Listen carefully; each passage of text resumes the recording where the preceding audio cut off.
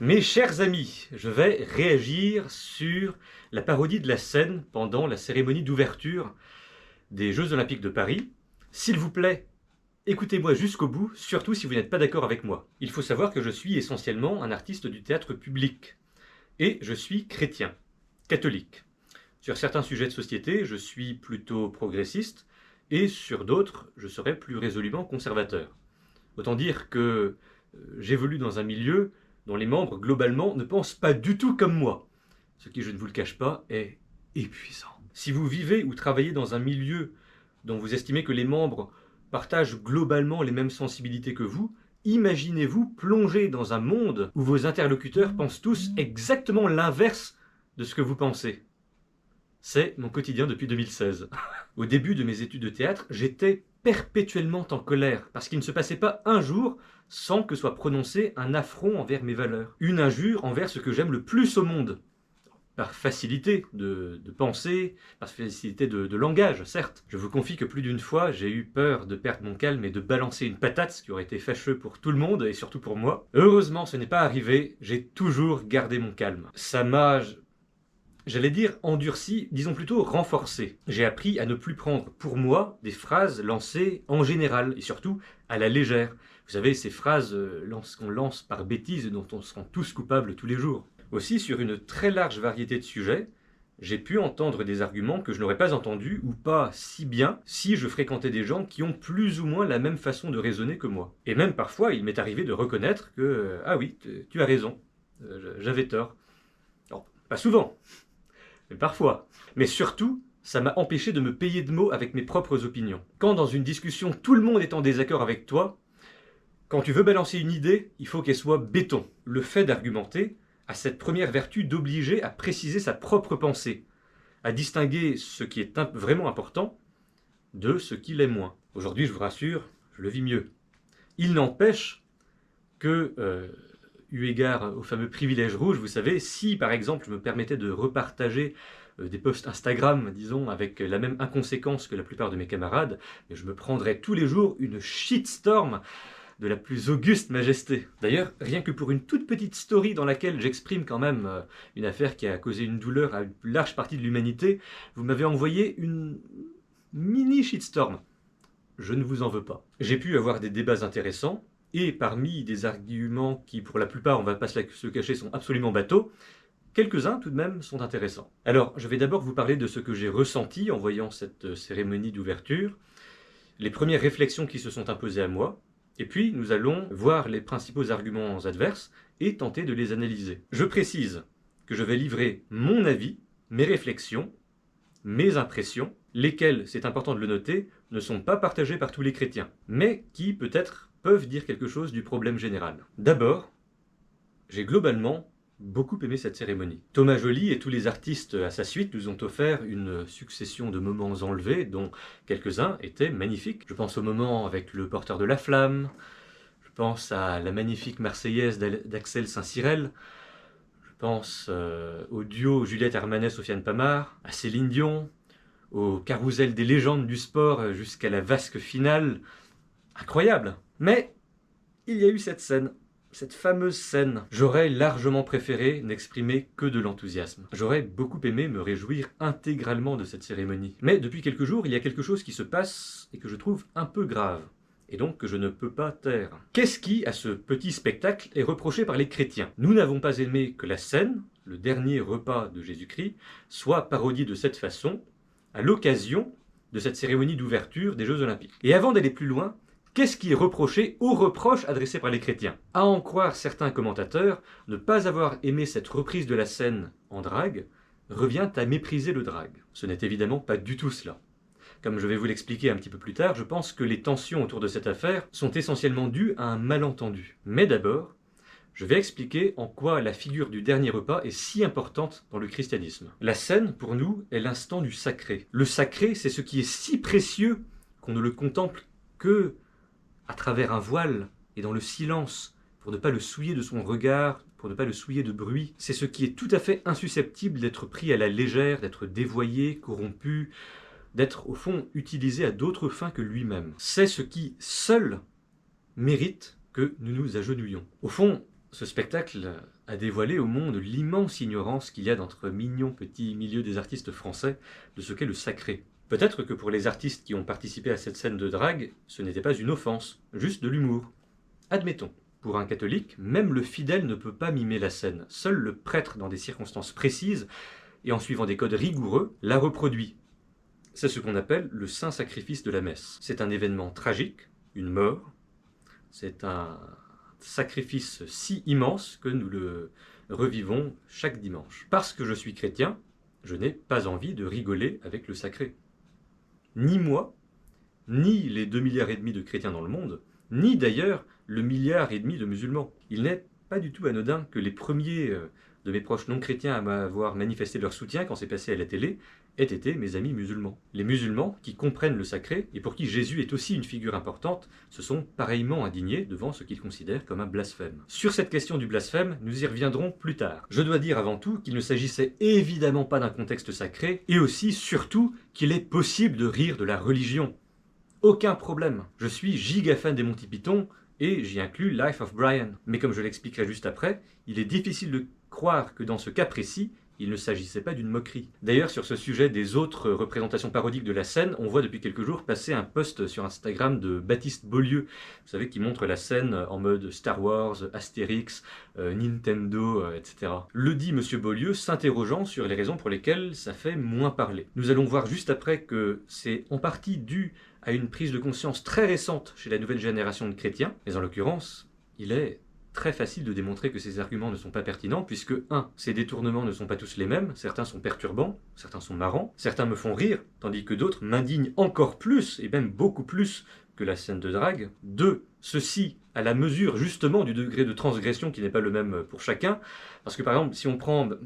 c'est incroyable de devoir prononcer ces mots, mais, pardon, mais bonne mine, dans la peau d'un apôtre, c'est quand même vraiment pas la même chose que Donkey Kong. Et 3, alors là c'est l'un des principaux arguments que je vais développer dans cette vidéo, c'est précisément le cadre olympique qui rend la fameuse scène regrettable. Parce qu'on ne parle pas de détournement plutôt confidentiel, fait avec des fonds privés d'ailleurs, et qui s'adresse à une fanbase, mais un événement financé en partie par des fonds publics, et qui veut porter un message universel.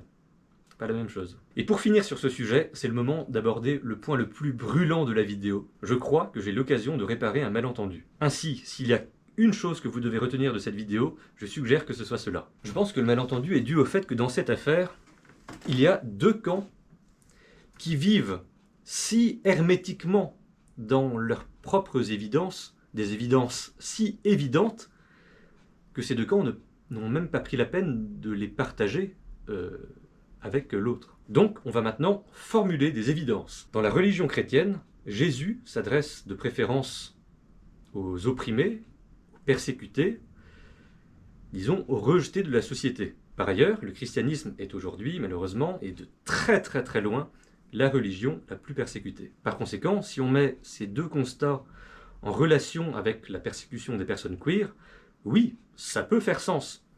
Alors pourquoi, là, ça n'a pas été le cas ? Je résume mon avis en une phrase. Il y a un temps pour tout. Ce qu'il y a de puissant dans le drag, c'est sa force transgressive.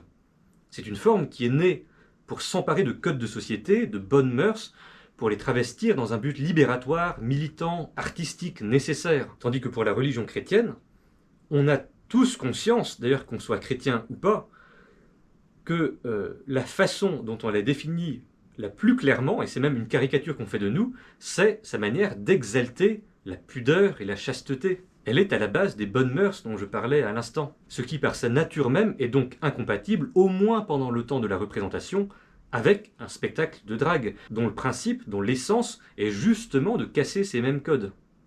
De la même façon que je ne peux pas être à la fois à la montagne et à la plage, de la même façon que je ne peux pas être à la fois sur une scène de théâtre et à la messe, on ne peut pas en même temps exalter la transgression et la pudeur. Encore une fois, il y a un temps pour tout. L'amalgame de ces deux univers était profondément inapproprié. Encore une fois, et cette fois-ci nous allons en parler un peu plus en profondeur, il est tout à fait possible de blasphémer. C'est même un honneur dans notre pays de pouvoir le faire. Je ne pourrais défendre avec plus d'ardeur la liberté d'expression. Je la veux totale. Pour vous dire, je suis même partisan de la liberté d'énoncer ce qui pour l'instant dans notre pays est un délit. On devrait pouvoir tout dire. Les personnes qui me connaissent personnellement savent que je défends systématiquement les artistes qui sont accusés d'avoir blessé une communauté ou un individu dans leur œuvre. Ils doivent avoir le droit de le faire. On ne peut pas censurer une œuvre, la cancel comme on dit, sous prétexte qu'elle serait offensante. Quoi que l'on crée, il y aura toujours quelqu'un qui sera offensé. Là n'est donc pas le problème. S'il n'y avait eu que ça, j'aurais tout fait pour l'oublier au plus vite. J'ai été blessé par une atteinte à mes convictions, aucun problème. Ils ont le droit, j'ai l'habitude. La liberté d'expression est une cause à défendre, je vais employer les grands mots, au péril de notre vie. Par conséquent, passons outre. Je vais vous dire là où je pense voir les vrais enjeux de cette affaire, et pour ça, je vais prendre mon temps. D'abord, le fait simple et irréfutable que ce passage est grandement déplu dans le monde précipite deux constats corollaires. Premièrement, en l'occurrence, avec cette cérémonie d'ouverture des JO, il n'est pas question de faire ce dont on a le droit. Il est question de produire un spectacle pour les peuples du monde. C'est donc raté. Deuxièmement, on est aussi en droit d'exprimer une lassitude du fait que ce soit toujours les mêmes qui prennent. Le milieu artistique apparaît surpris que la contestation apparaisse aujourd'hui de manière plus forte que les années passées. Oui.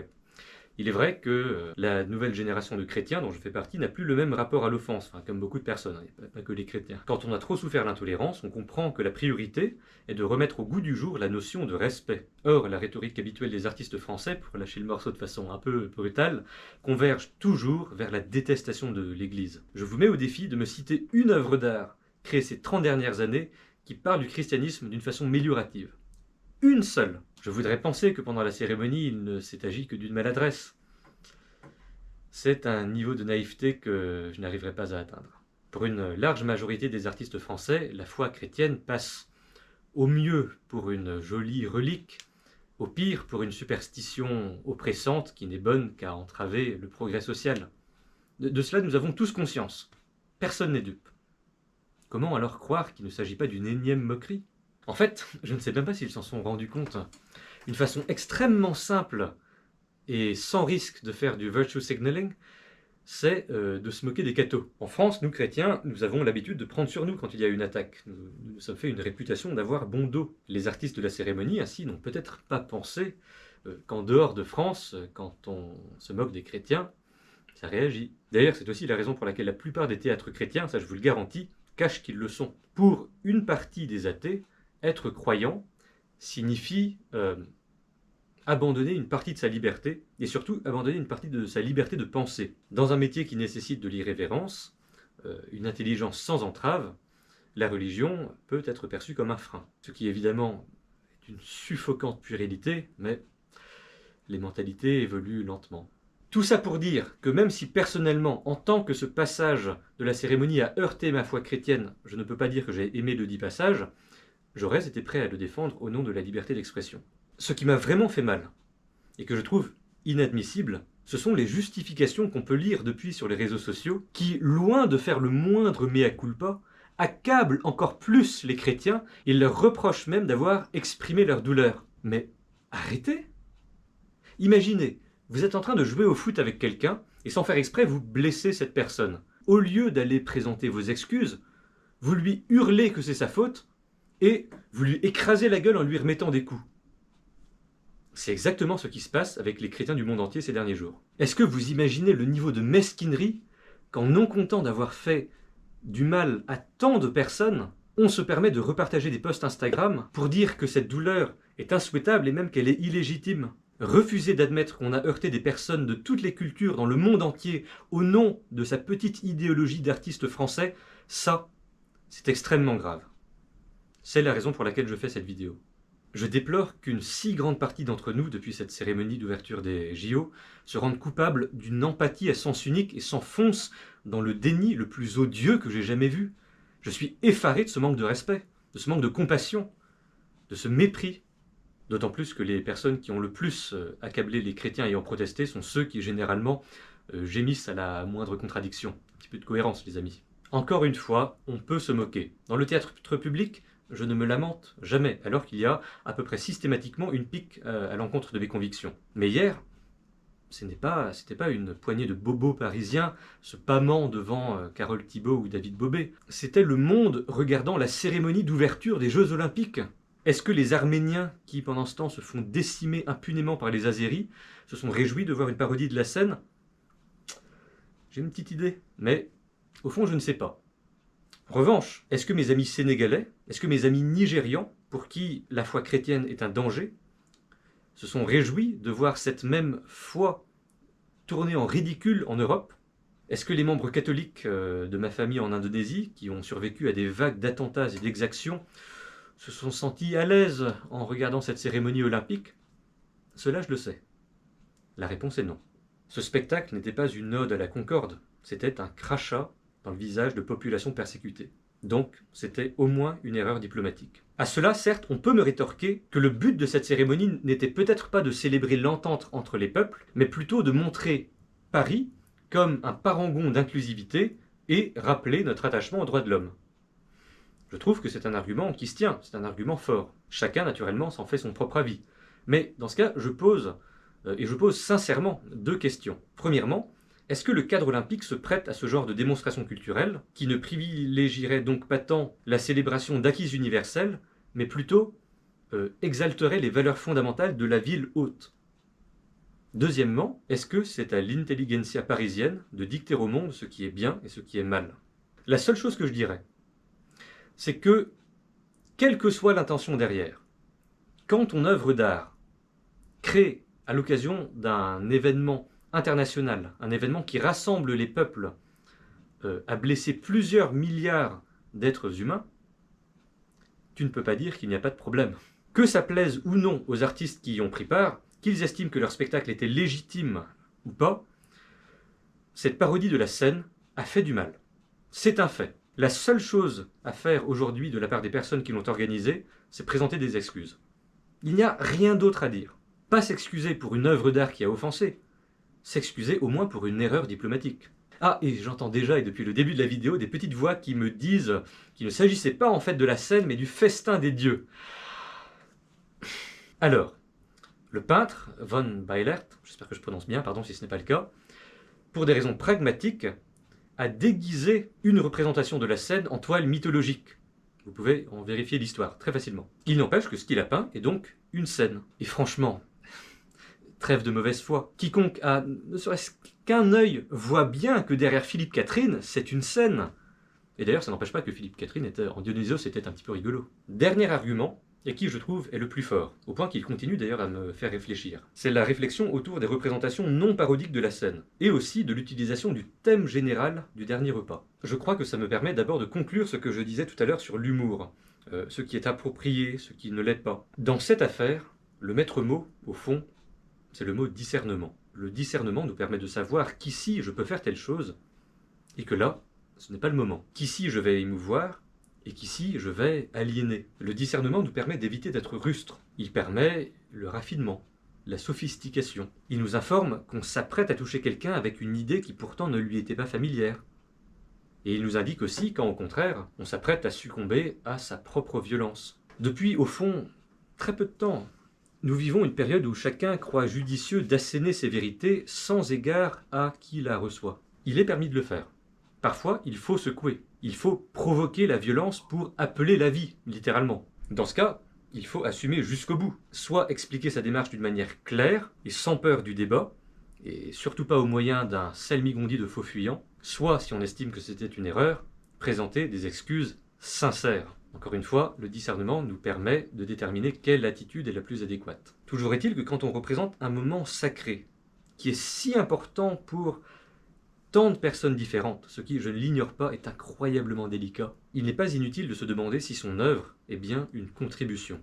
Je vous renvoie à ma vidéo pour le public ou pour soi. Une contribution, c'est considérer son œuvre comme un don, c'est-à-dire, et enfin je lance ce mot, mais c'est un mot si grand que je prends toujours des précautions avant de le lancer, c'est une manifestation d'amour. C'est pourquoi je serais plus volontiers ému, je trouverais une attention à l'autre supérieure, par exemple, dans La Passion de Ménilmontant. C'est une troupe d'amateurs passionnés qui, tous les ans, au début du printemps, depuis 1932, se réunit pour jouer la Passion du Christ. C'est aussi pourquoi les libertés prises par des séries et des films comme The Chosen, par exemple, qui cartonnent, sont acceptées. Derrière, c'est l'amour. C'est aussi pourquoi j'ai été ému quand un ami m'expliquait il y a quelques jours il me parlait des films The Florida Project et Don't Look Up, et me disait son impression sur des scènes de repas qui en un sens peuvent s'apparenter à la scène. C'en est un renouvellement perpétuel, permis par l'amour, c'est un influx de vie. Est-ce qu'il manque de l'amour entre certaines communautés chrétiennes et certaines communautés queer? Terriblement. Est-ce que le dialogue est une priorité? Absolument. Est-ce que le spectacle des JO était un moyen de s'orienter dans cette direction? Pour les raisons que j'ai évoquées pendant toute cette vidéo, absolument pas. Je ne sais pas si cette scénette des Jeux Olympiques a participé à faire s'intéresser des chrétiens au mouvement queer ou bien des queers non chrétiens au christianisme. En tout cas, j'ai réalisé à quel point je suis chanceux d'être entouré par des amis qui ne sont pas des idéologues et qui proposent toujours des solutions hors de ces deux abstractions que sont l'idée générale et la haine, tout en faisant de la nuance une valeur suprême. Après tout, s'il y a un pays où on peut débattre de tout, c'est bien la France. Il faut entretenir ce pouvoir, cette liberté. Et pour autant, avoir foi en cette réalité, la liberté n'empêche pas l'élégance. Comme nous le disait Hugo Jacobet il y a quelques jours sur un plateau de télévision, élégance vient du verbe grec elegans, savoir choisir. Savoir choisir quand il est approprié d'utiliser telle rhétorique et quand il est souhaitable d'en préférer une autre. La vérité est souvent cruelle et parfois il faut effectivement se faire violence pour infliger cette cruauté. Comment en discerner la bonne temporalité, le bon moyen? Je suis certain de la totale vanité de ce que Blaise Pascal appelait la vérité hors de la charité. Autant dire, la vérité quand elle n'est pas motivée par l'amour. Pour être des artistes libres et élégants, faisons le choix du discernement. Cultivons l'amour. À vos commentaires. Ciao.